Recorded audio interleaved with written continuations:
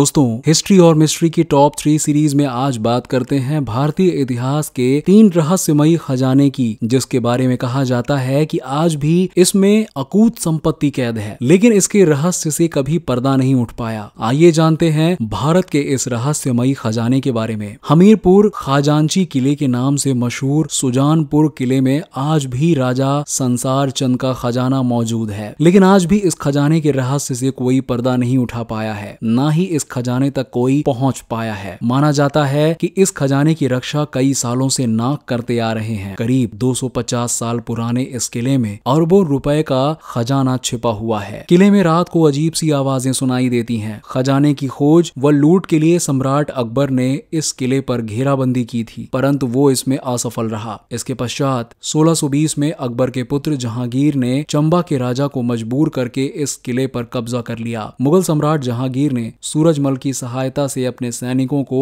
इस किले में प्रवेश करवाया था, लेकिन वो भी खजाने तक नहीं पहुंच पाए थे। संसार चंद इस किले का प्रयोग अपने पड़ोसी राज्य के राजाओं को कैद करने के लिए किया करते थे, जो उनके खिलाफ हुए षड्यंत्र का कारण बन गया। सिखों और कटोचों के बीच हुए एक युद्ध के दौरान किले के द्वार को आपूर्ति के लिए खुला रखा गया था, लेकिन किले के खजाने का राज भी राजा संसार चंद के साथ ही दफन हो गया। बहरहाल कई नाकाम कोशिशों के बाद भी खजाने का राज व नागराजों के किस्से आज भी रहस्य बने हुए हैं। बिहार में मौजूद सोन भंडार गुफा के बारे में किंवदंती है कि इसमें बेशकीमती खजाना छुपा हुआ है, जिसे कि आज तक कोई नहीं खोज पाया है। ये खजाना मौर्य शासक बिंबिसार का बताया जाता है। हालांकि कुछ लोग इसे पूर्व मगध सम्राट जरासंध का भी बताते हैं। लोगों का मानना है कि बिंबिसार राजा अपने खजाने को छुपाने के लिए इन गुफाओं का इस्तेमाल करता था। अंग्रेज ने एक बार तोप से इस चट्टान को उड़ाने की कोशिश की थी, लेकिन वो इसे तोड़ नहीं पाए। तोप के गोले का निशान आज भी चट्टान पर मौजूद है। नाना साहब पेशवा के खजाने के रहस्य से भी अब तक पर्दा नहीं उठ पाया। नाना साहब के खजाने में चांदी की कई प्लेटें, साथ ही सोने और चांदी के सिक्के भी शामिल हैं, जो गोला बारूद बक्से में कसकर पैक किए गए थे। अकेले सिक्के के कुल मूल्य का अनुमान 2 लाख रुपए से अधिक था। यद्यपि ब्रिटिश को खजाने का एक बड़ा सौदा मिला। ऐसा माना जाता है कि नाना साहब अपने खजाने का एक महत्वपूर्ण हिस्सा लेने में कामयाब रहे। विद्रोह के ठीक 100 साल बाद नेपाल सरकार ने काठमांडू से कुछ दूरी पर घने जंगल में नागार्जुन पहाड़ी क्षेत्र में एक खजाने की खोज शुरू की थी। नाना साहब के खजाने और उसके ठिकानों का सवाल लोगों को आकर्षित करता है और 150 साल बाद भी ये 1857 के युग के सबसे स्थायी सदस्यों में से एक है। तो दोस्तों, ये थी हिस्ट्री और मिस्ट्री की एक और पेशकश।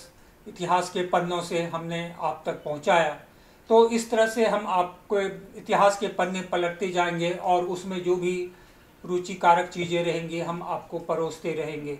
आप हमारे चैनल को सब्सक्राइब जरूर कीजिए। नीचे लाल बटन है, उस पर दबाकर सब्सक्राइब कीजिए और लाइक कीजिए, शेयर कीजिए और ये बातें लोगों तक पहुंचाइए।